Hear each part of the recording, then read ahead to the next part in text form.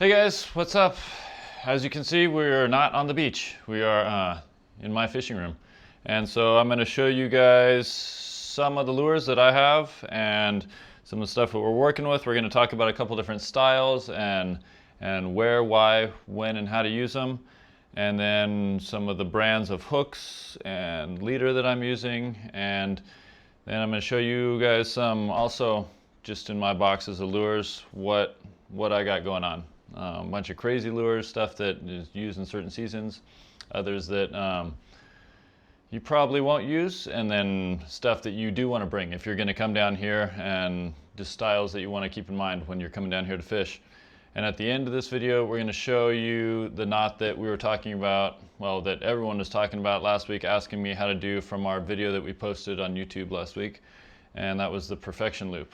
And when I had seen a fish quick, and I had cut a lure off. I had to tie it really quick. I wasn't even watching. I didn't think about it too much for the video, but it came out quick. It's a very reliable knot. I'm just going to show you how I do that and how I tie that knot, and we'll get right into it. You guys want to see what is in some of the lure boxes over here.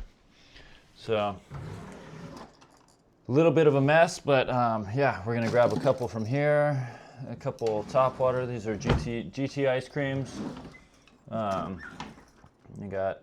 Here's a crazy one. This one, and a couple like that. Wild, big, huge stick bait. Don't use it too often, but there are circumstances that you do need it. And then grab a handful of lures from here too. These are a bunch of IMS lures. Good stick baits to talk about some of those. I had a couple here already on the table. We were talking about too earlier, talking about where you'd use some of these. And so obviously you don't need to bring all these every time you come, but there's some good examples of styles that we run into needing to use on the beach. And stick baits. This time of year we got a lot of mullet running around, so check that out. Does that not look like just like a mullet? And that guy, this is a floating stick bait and weighs about 3 ounces or so, floater.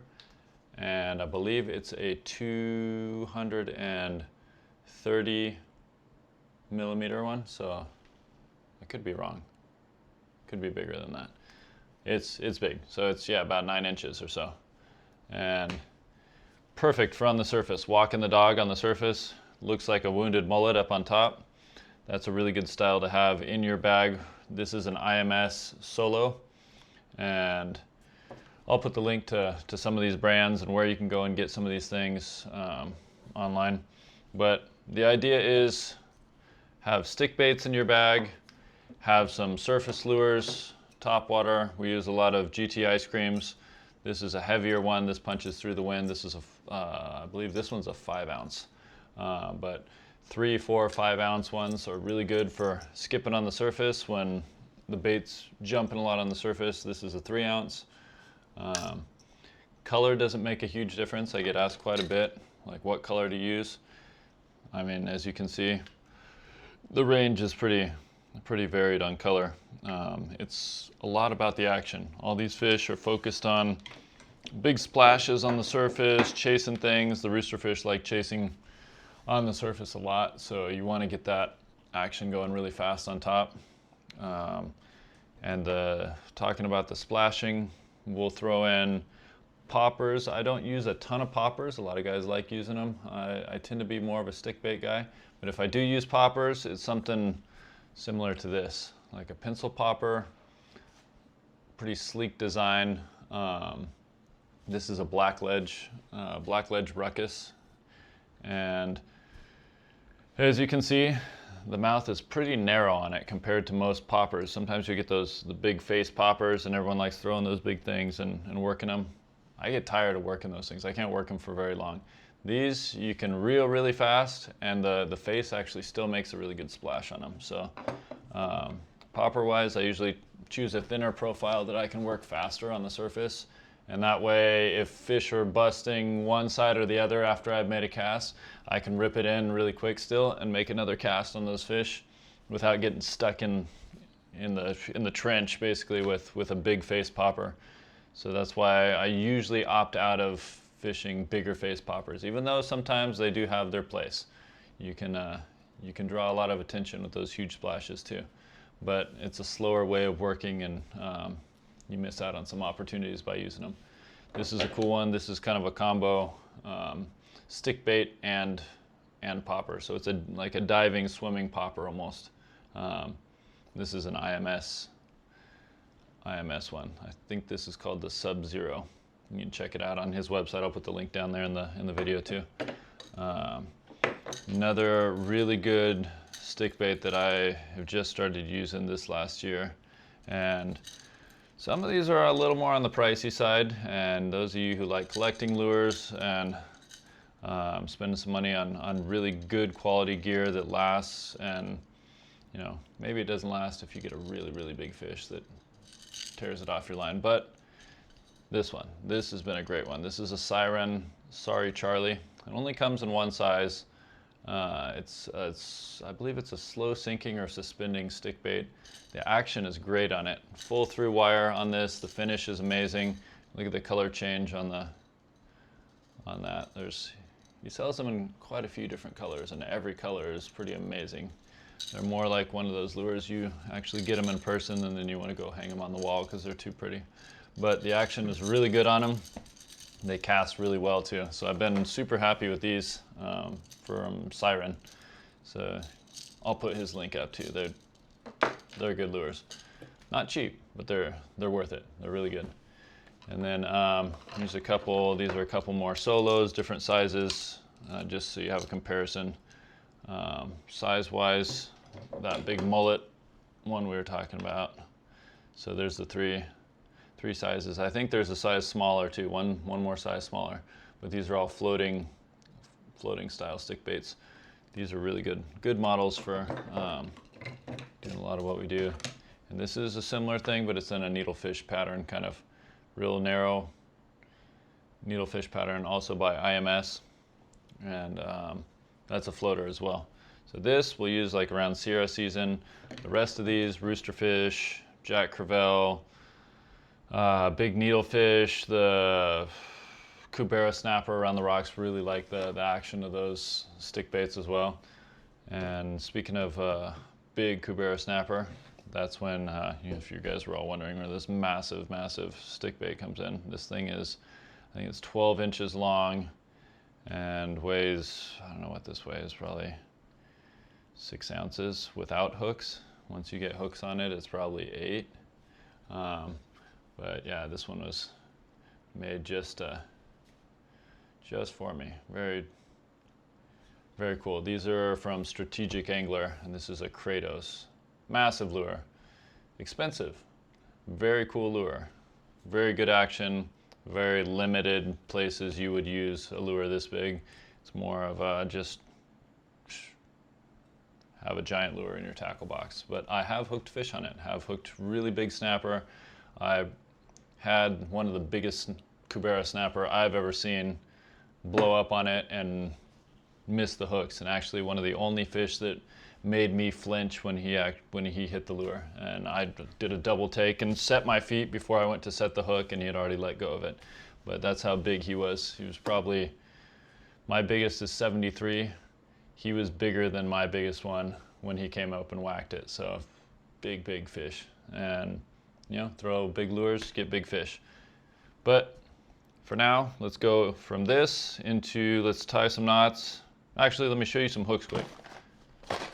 These guys, BKK, these are the ones that we were using for some of the live bait in the last week's video that you were seeing. We'll use either this model, the Gaffar. It's a thinner gauge hook, but because they're a single hook, you don't have a lot of issues with them bending out. They set really well on the fish, and I explained some of this in a previous video of why we use the double assist hook when we're fishing the live bait. They get caught in the corner really well, and you don't miss the hookups very often at all. But we use these and the Lentis models as well. But show you those. What else we got here? These are the new Viper 61s. And I haven't even opened these packages yet. Just got these in, so I'll show you guys.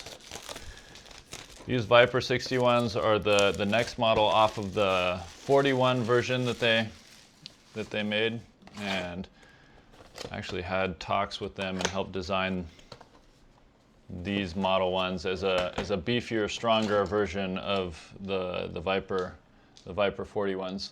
They come with a little bit bigger barb and thicker gauge hook. They're a 6X hook.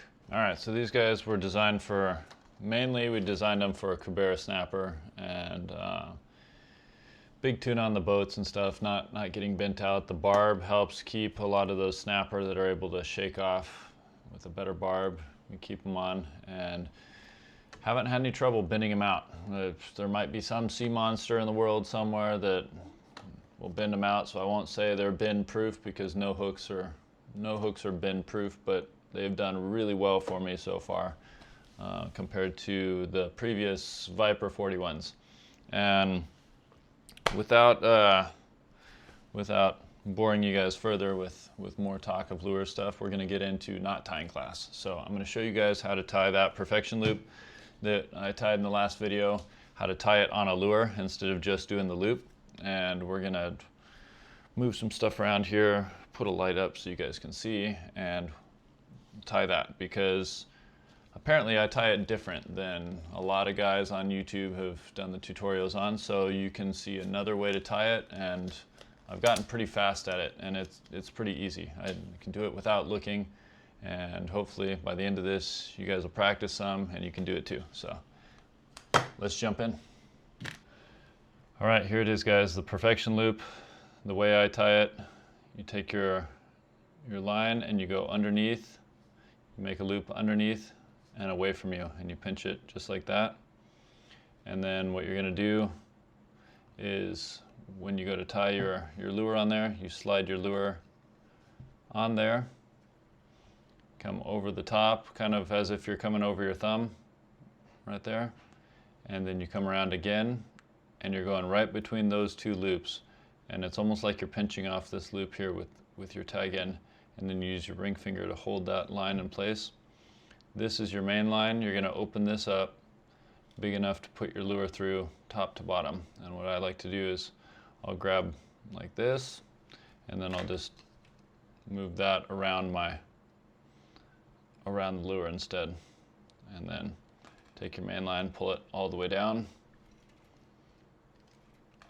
And there it is. That's as simple as it is. You pull it tight right there. You can cut that off. You know you have the knot right when your tag end comes off at a right angle to your main line. It forms a right angle right there. You can cut that off really short, like that. It'll never slip on you. Super great knot. I use it every day, tying all my lures on. Holds really well, gives a lot of good action to the lure. Quick side note, when you're practicing that, the final size of your loop can't be adjusted halfway through the knot. So you determine that size by the first wrap right here. So if that's big around your thumb and you leave this loop big right here, that's going to be the final size of your loop. So you make sure that right there is the size you want it. So you pinch it down a little bit, get it there. That's your finished size right there. So once you make your knot, that's going to be, so I made it smaller this time, that's going to be your finished size of the loop there. And that's the first loop you make once you put your lure on your line. So practice that when you're sitting on the couch at home, and before you know it, you'll be able to do it with your eyes closed, in the dark, upside down, people talking to you while you're telling the story, while you're seeing fish bust up on the beach, and it'll be no problem. Hope that helps. Hope you guys can tie some good knots and not have to worry about them, and you don't need to tie a bunch of clips on. Don't trust the clips. The clips will always bend out. Doesn't matter how strong they say they are. I've bent almost all the clips out. They come out. Trust your knots better than more hardware.